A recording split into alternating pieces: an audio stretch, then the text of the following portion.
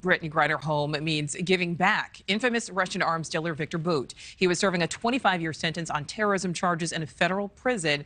Correspondent Keleigh Beeson is here with more on the man called the Merchant of Death. Keleigh. Yeah, you're right, Nichole. Russian arms dealer Viktor Bout is widely known as the man who fueled some of the world's worst conflicts.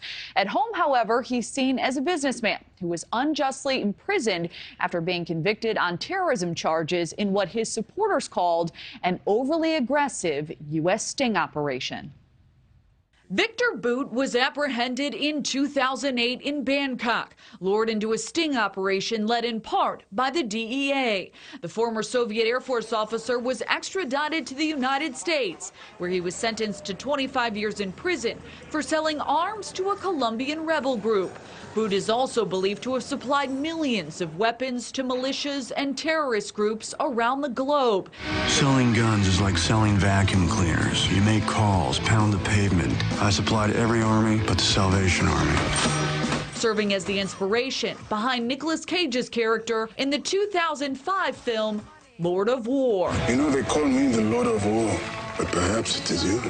However, the judge who sentenced Bout says she supports his release in exchange for Brittney Griner's freedom. I thought 25 years was too much, but I had no discretion.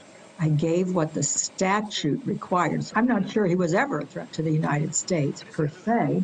He was an international arms dealer selling arms throughout the world, but there was no event that really involved the United States such that the United States could have prosecuted him for a criminal act.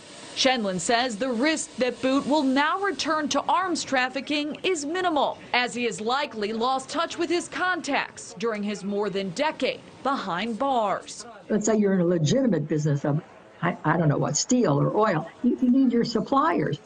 After 14 years, you don't even have those contacts anymore.